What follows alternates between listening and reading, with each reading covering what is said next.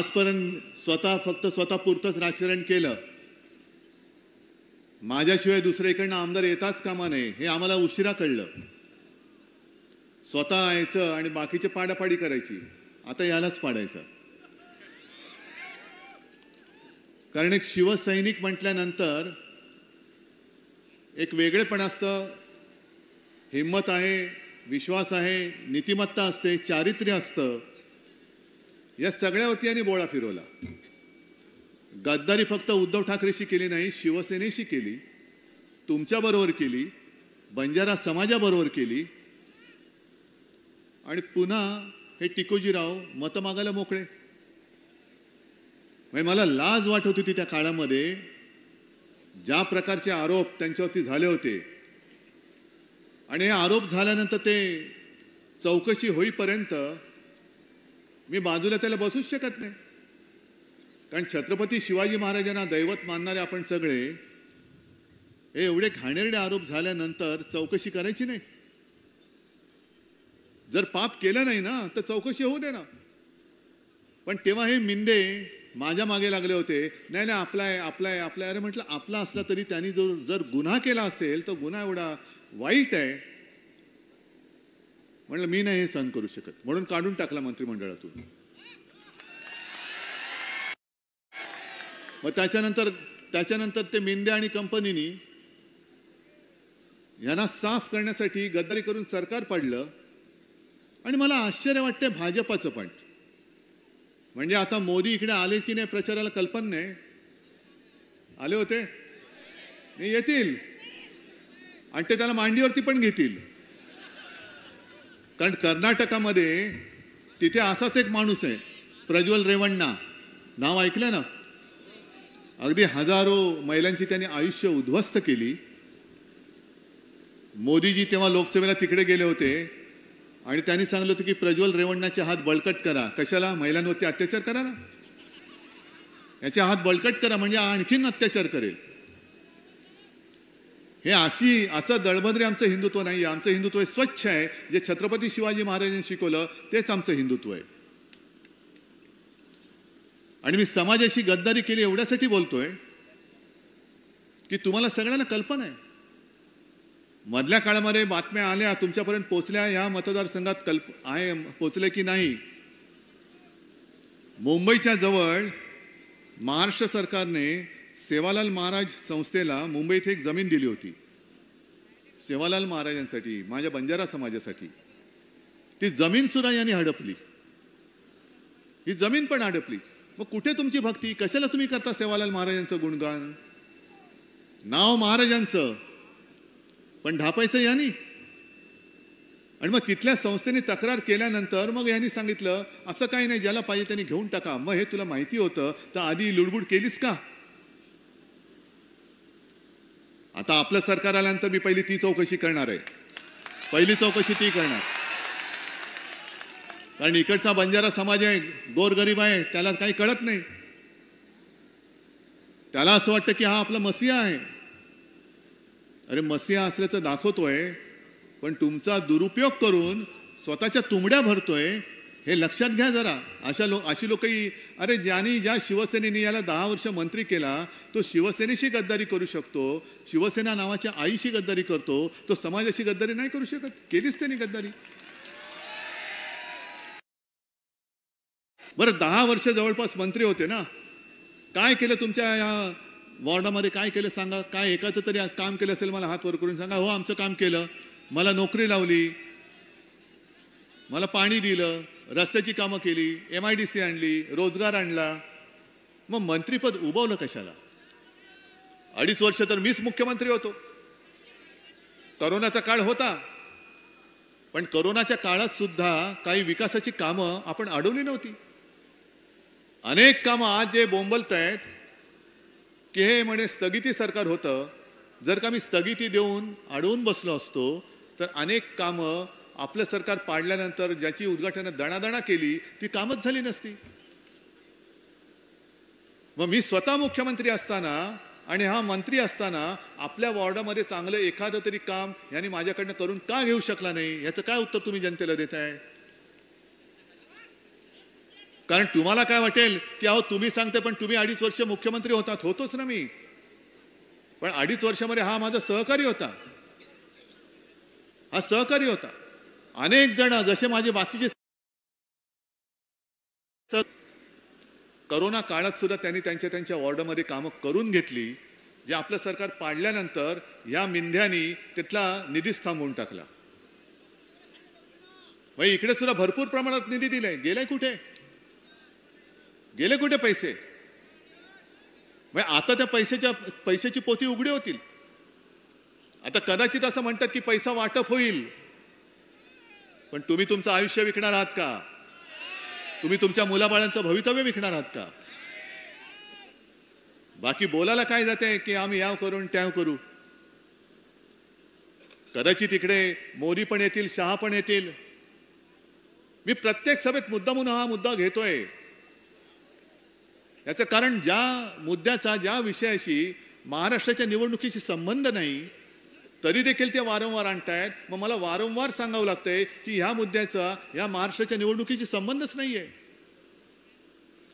अमित शहा गेल्या 1-2-3 दिवसापूर्वी आले होते पलीकडे, मला वाटतं मलकापूर वगैरे असेल, कालच आले असतील किंवा, आणि त्यांनी मला आव्हान दिलं की जे 370 कलम काश्मीरमधलं हटवलं त्या विरोध करणाऱ्या काँग्रेस बरोबर उद्धव ठाकरे बसतायत. हो बसतोय ना, पण 370 कलम हटवताना उद्धव ठाकरे तुमच्या बरोबर तरी सुद्धा तुम्ही त्याला फसवलात. हे तुम्ही काय नाही सांगत. मला काँग्रेस बरोबर बसायला भाग तुम्ही पाडलं. 370 कलम हटवताना पाठिंबा देणाऱ्या शिवसेनेला सुद्धा तुम्ही हटवून टाकलं. मग तुम्हाला धडा शिकवण्यासाठी मी काँग्रेस सोबत आलेलो आहे. जा काय करायचंय करा. आणि तुम्ही इकडे येऊन 370 कलमची टिमकी वाजवता. आम्ही तुम्हाला सोबत दिलीच तेव्हा, त्याच्यामध्ये तुम्ही बरोबर केलंय आमचं म्हणणं आहेच. पण आज इथे जो काही शेतकरी आलेला आहे, किती शेतकरी आहेत? सगळ्या आनंदात आहात ना रे बाबांनो? अरे सोयाबीनला भाव नाहीये ना. आपल्या काळात किती होता, आता किती आहे? कापूस, पीक विमा, आपत्तीत मदत, रोजगार, पिण्याचं पाणी. अरे पण 370 कलम हटवलं ना. हा मग केवढं मोठं काम आम्ही केलं. हे नाही मिळालं तर शेतकरी आत्महत्या थांबल्यात. मरू दे ना. 370 कलम हटवलंय ना. आहे काय 370 कलमाचा आपल्या महाराष्ट्राशी आणि तुमच्याशी काय संबंध? आपल्या देशाची अलबत आहे. काश्मीर, जम्मू काश्मीर हे आपल्या देशाचा अविभाज्य घटक आहे, हे मान्यच आहे. पण 370 कलम काढल्यानंतर अदानी खेरीज किती जणांनी, देशातल्या किती जणांनी काश्मीरमध्ये जमिनी विकत घेतल्या हे पहिलं अमित शहा तुम्ही लिस्ट देऊन सांगा. आणि 370 कलम तुम्ही आत्ता काढलत ज्या वेळेला काश्मीरमध्ये हिंदू पंडितांवरती अत्याचार होत होते, हिंसा होत होती, हजारो हिंदू पंडित आपली राहती घर सोडून आपल्याच देशामध्ये निर्वासितासारखे देशभर पसरत होते, तेव्हा अमित शहा नावाची व्यक्ती या भूतलावरती आहे, नरेंद्र मोदी नावाची व्यक्ती या देशामध्ये राहते, हे कोणालाही माहिती नव्हतं. तेव्हा फक्त आणि फक्त हिंदू हृदय सम्राट शिवसेना प्रमुख बाळासाहेब ठाकरे यांनी काश्मीरी पंडितांना महाराष्ट्रामध्ये आश्रय दिला. तुम्ही काय सांगताय आम्हाला 370 कलम? आजची निवडणूक ही माझ्या महाराष्ट्राच्या स्वाभिमानाची आहे. आजची निवडणूक ही माझ्या महाराष्ट्राच्या रक्षणाची आहे. आज जर का चुकलो आपण तर हे संपूर्ण महाराष्ट्र गुजरातला विकून टाकतील. मी मगाच्या सभेमध्ये जे बोललो, कारण काय झालं आजपर्यंत पहिल्या प्रथम, म्हणजे माझी ना नाहीये त्याला, अजिबात नाही. आता सुद्धा कोणाला येऊन तपासायचं असेल तर तपासा. हेलिकॉप्टर मधून उतरल्यानंतर हे असे 8-10 जण उभे. म्हटलं काय नाही, तुमच्या बॅगा तपासायचे. म्हटलं तपासा. मी तो व्हिडिओ केलाय. म्हटलं माझं जे काय तपासायचं तपासा, त्या बॅगेत आणखीन काय काय ते पण तपासा. पण म्हटलं तुम्ही मोदींची बॅग तपासली का हो?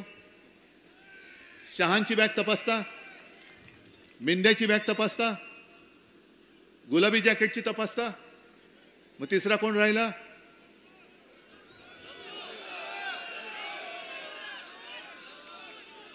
टरबूज बघा, हे असं आहे, निवडणूक आयोगाने माझं शिवसेना नाव हे दुसऱ्याला दिल्यानंतर तुम्ही ज्याच्यामुळे ते दिलं गेलं त्याचं नाव तुम्ही टरबूज ठेवून टाकलं. मग त्यांची बॅग तपासायची की नाही? मग मला त्यांनी कानात सांगितलं, साहेब खरं सांगू, मोदी आणि शाह आल्यावरती बॅग नाही तपासायची, जाताना बॅग तपासायची. कारण इकडे येतात आणि महाराष्ट्र लुटून नेतात, तर जाताना बॅग त्यांची तपासा. पण आज मी जाहीर करतोय, माझी बॅग तपासायची तेवढ्या वेळ तपासा, पण मोदी, शहा, देवेंद्र, अजित पवार, मिंदे यांच्या देखील बॅगा तपासल्या गेल्याच पाहिजे. ही आमची लोकशाही आहे. कारण तुम्ही मी आल्यानंतर जसे तपासणीसाठी उभे होतात, तसं मोदी, शहा आणि मिंदे आल्यानंतर सॅल्यूट मारून उभे राहता कामा नयेत. जसं मी माझ्या उमेदवाराच्या प्रचाराला फिरतोय एक त्यांचा नेता म्हणून, तसेच ते जर का भाजपच्या उमेदवाराच्या प्रचाराला फिरणार असतील तर ते त्यावेळेला पंतप्रधान नाहीत, ते भाजपचे स्टार प्रचारक आहेत. त्यांना जो न्याय आहे तोच मला, आणि मला जो न्याय आहे तोच त्यांना न्याय आणि कायदा हा लागलाच पाहिजे. आणि जर या यंत्रणेला जमणार नसेल तर माझे शिवसैनिक मोदी, शाह, मिंदे आणि यांची बॅग तपासतील, तेव्हा पोलिसांनी मध्ये नाही यायचं. आपण व्हिडिओ गेल्या लोकसभेला पाहिलाय, मिंदेच्या हेलिकॉप्टर मधून बॅगा मागून बॅगा उतरल्यात. काही केलं नाही पोलिसांनी आणि यंत्रणेने. निवडणूक आयोग सुद्धा झोपतो तिकडे. आमच्या डोळ्याने एकच बॅगा भरून चाललेल्या आहेत आणि म्हणतात नाही माझे कपडे होते. अरे कपडे एवढे किती वेळा घालतोस? एवढे कपडे? कारभार उघडा, सगळा भ्रष्टाचाराने बरबटलेला. पण कपड्यांच्या बॅगा किती? काय होतं त्या बॅगेमध्ये? आता सुद्धा जे काय माझ्या कानावर येते, अरे काल त्या सांगोलामध्ये गेलो होतो, त्यालाच आडवा करायला. गेल्या आठवड्यात म्हणजे दिवाळीच्या सुमारास एक गाडी पकडली, असं म्हणतात किती त्याची होती. रक्कम जाहीर झाली किती? 5 कोटी. आणि काही लोक त्याच्यात तिथे होती, ते म्हणाले 5 कोटी नव्हते, किमान 20 ते 25 कोटी होते. मग हे सगळं जाते. काही काही वेळेला तर अगदी यंत्रणेच्या गाड्यातनं पैसे जातात अशी माहिती आहे. खरं खोटं यंत्रणाच जाणे. पण आम्हाला तुम्ही कायद्याची चौकट दाखवताय, आम्हाला तुम्ही कायद्याचा बडगा दाखवताय, हे एकतर्फी आम्ही चालू देणार नाही, अजिबात नाही. आणि म्हणून मी तुम्हाला सुद्धा सांगतोय, तुम्हाला सुद्धा कुठे जर का अडवलं आणि तुमच्या बॅगा वगैरे उघडायला लावल्या तर त्या अधिकाऱ्याचं सुद्धा ओळखपत्र तुम्हाला तपासण्याचा अधिकार आहे. मुंबईत काही महिलांनी मला तक्रार केली की आमच्या पर्स उघडून बघताय. तुम्ही सुद्धा त्यांची खिशामधली पैशाची पाकिटं उघडून बघा. नोकरीला कधी लागला, तुझा जन्माचा दाखला दे, तुझं सर्टिफिकेट दे, कुठपर्यंत शिकलास, राहतोस कुठे, हे सगळं तुम्ही बघा. कारण हा अधिकार लोकशाहीमध्ये तुम्हाला सुद्धा आहे. मतदार हा सर्वोच्च असतो. मतदार सरकार ठरवतो. तर ह्यांची तपासणी करायला काय मतदाराला अधिकार नाही? हा अधिकार आहे. आणि मोदी, शहा यांना मी सांगतोय की तुम्ही इथे येऊन वेडीवाकडी काही आव्हानं द्यायचा फंदात पडू नका. इकडे माझ्या शेतकऱ्याला सोयाबीनला भाव नाही म्हणून तो ओरडतोय. कापसाची खरेदी अजून सुरू होते नाही होत, भाव मिळत नाही, पीक विम्याचा तर पत्ता नाही, सगळी कामं अडकलेली आहेत. नुसतं लाडकी बहीण. अरे त्या माता भगिनी आमच्याच आहेत. त्या काय गुजरातवरून नाही आता आलेल्या, त्या काय गुजरातमधून नाही आल्या. आणि त्यांना तुम्ही जे पैसे देताय हे तुम्ही लुटलेल्या पैशातले देत नाहीत, तुम्ही यांचेच पैसे देतात सगळ्यांचे. काय उपकार नाही करत. आणि आपण जे ठरवलेलं आहे की महाविकास आघाडीचं सरकार आल्यानंतर केवळ 1500च नाही तर 3000 रुपये आपण आपल्या बहिणींना देणार आहोत. मुलींना जसं मोफत शिक्षण मिळतं तसं माझ्या महाराष्ट्रात जन्मलेल्या मुलांना सुद्धा मी मोफत शिक्षण देणार आहे. रोजगारासाठी सुद्धा जे वैभव यांनी लुटून गुजरातला नेलेलं आहे ते परत आणून मी माझ्या देशात महाराष्ट्र सर्वोत्तम करून दाखवल्याशिवाय राहणार नाही, हे सुद्धा वचन मी तुम्हाला देतोय. अनेक गोष्टी करायच्या आहेत. पुन्हा एकदा शेतकऱ्यांना कर्जमुक्त करायचंय, परत करणार. कारण आपल्या महाविकास आघाडीच्या सरकारने 2 लाखापर्यंत पीक कर्जमुक्त तुम्हाला केलं होतं, मिळाली होती ना. म्हणजे मी करून दाखवलंय. यांच्यासारखं नाही. शेतकऱ्यांचं उत्पन्न दुप्पट होईल. किती जणांचं दुप्पट झालेलं हात वर करून सांगा. 2 कोटी लोकांना दरवर्षी रोजगार देणार. 2 लोकांनी तरी हात वर करून सांगा की आम्हाला मोदींनी रोजगार दिला. रोजगार करतात पण रोजगार देत नाहीत. अच्छे दिन किती जणांचे आले? बरं, यांचे 1500, या माता भगिनींचे 1500 सोडून द्या. भावांच्या अकाउंटमध्ये 15 लाख किती लोकांचे आले सांगा. म्हणजे असं काही आहे का की भावांना 15 लाख आणि बहिणींना 1500? नाही ना. मग 15 लाख देणार होता तुम्ही, 15 लाखाचे 1500 का केलेत? या सगळ्या थापा आता बंद करा. दुर्दैवाने महाराष्ट्राने जे काय केलं होतं ते केलंच होतं, पण दुर्दैवाने तुमच्या शेपटावरती निभावलं आणि कसं तरी रडत खडत तुम्ही दिल्लीत परत बसलात. हे देशाचं दुर्दैव आहे. आज ज्या मस्तीमध्ये तुम्ही चाललायत, एकदा तुम्हाला लोकसभेमध्ये महाराष्ट्राने धडा शिकवलेला आहे. या मतदारसंघात तुम्ही लोकसभेत पण आणि विधानसभेमध्ये सुद्धा गद्दारी करून केवळ उद्धव ठाकरेचे नाही, शिवसेनेचे नाही, तर महाराष्ट्राच्या पाठीमध्ये वार केलेला आहात.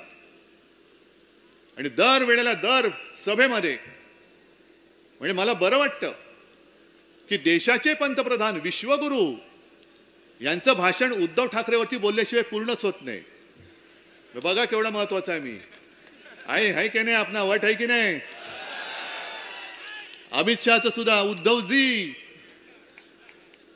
मला काय माझ्यावरती बोलल्याशिवाय यांचं भाषणच पूर्ण होत नाहीये. मग त्यांना सांगतो ही अवस्था तुमची केविलवाणी का झाली? तुम्ही शिवसेना चोरलीत.